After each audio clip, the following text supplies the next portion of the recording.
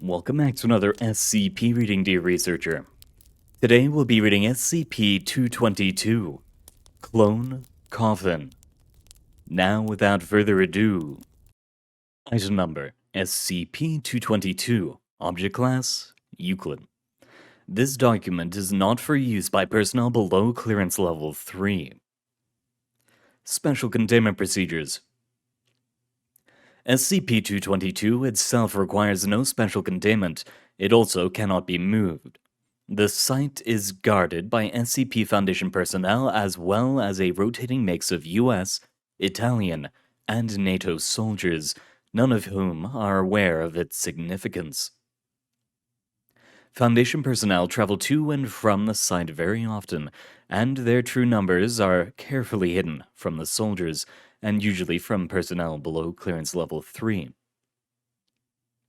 Description: SCP-222 designates an area of tunnels in the Dolomite Mountains near Avignon, Italy.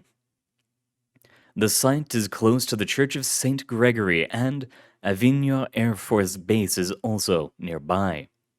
The tunnels are filled with carved stone coffins. One coffin in particular has unusual properties, and some portion of the tunnels is also involved.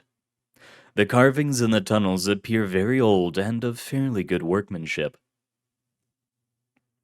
History: after 1948, U.S. operatives in Italy participating in Operation Gladio began receiving word of unusual activities at the site. In 1954, Avignon Air Base was turned over to NATO. On February 22, 1955, Foundation operatives found a series of tunnels carved into the mountains. They appeared to be catacombs, tunnels for storing the dead. Archaeological research into their construction has yielded contradictory results. See SCP 222-7 through 9. The tunnels were being used as a hideout by a terrorist cult.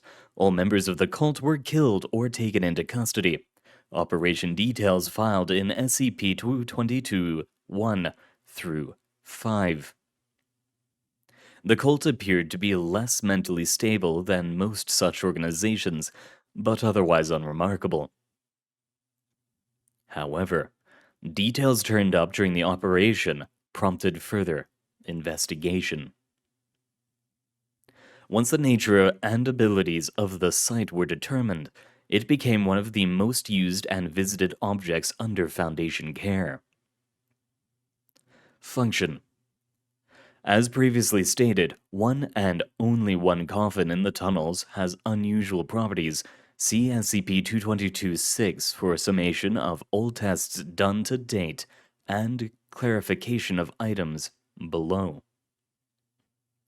If a living person is placed into the coffin and it is closed, the following sequence of events occurs. Within 15 minutes, the occupant falls asleep. The occupant will fall asleep under any circumstances, such as, but not limited to, being in the middle of a claustrophobic fit, or being given amounts of caffeine and amphetamines close to causing an overdose.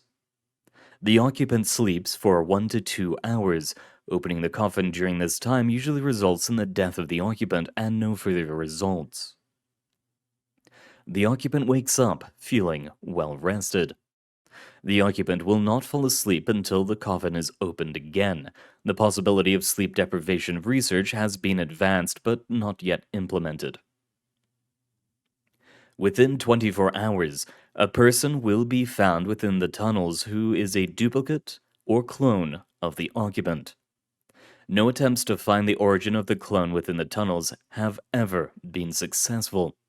The clone invariably finds its way to the coffin, though it usually appears to be wandering aimlessly.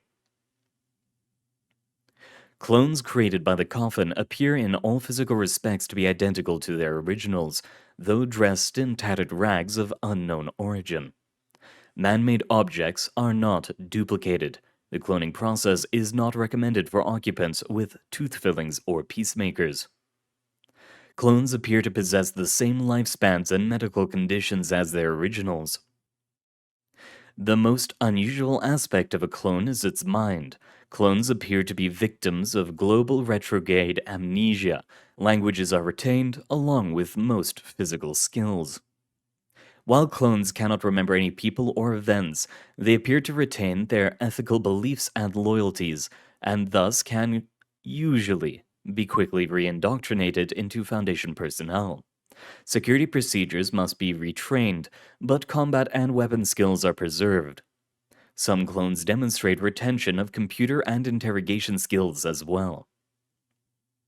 Many Foundation personnel have been cloned by SCP-222, providing a loyal workforce for Foundation initiatives. It is one of our most obviously useful items. Addendum, document number SCP-12, Indoctrination Issues.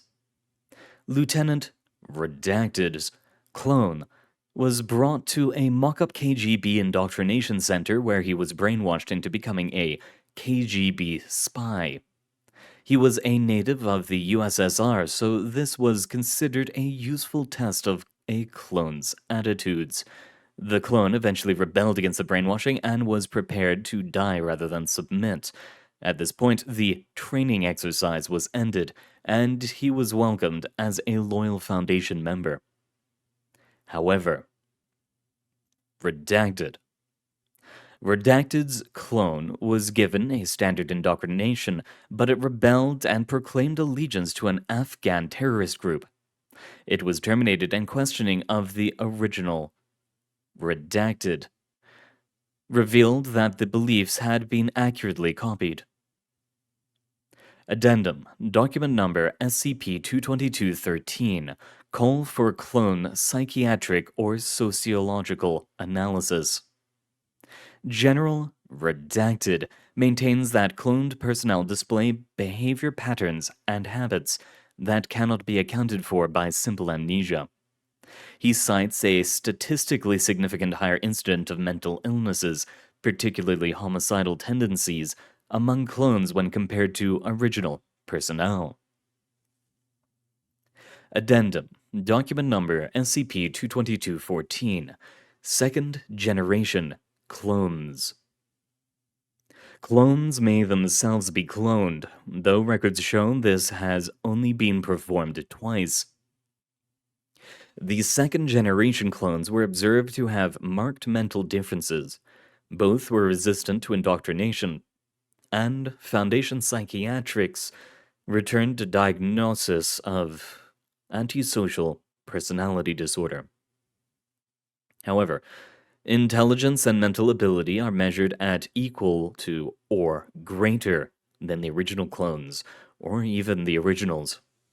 Further investigation is warranted.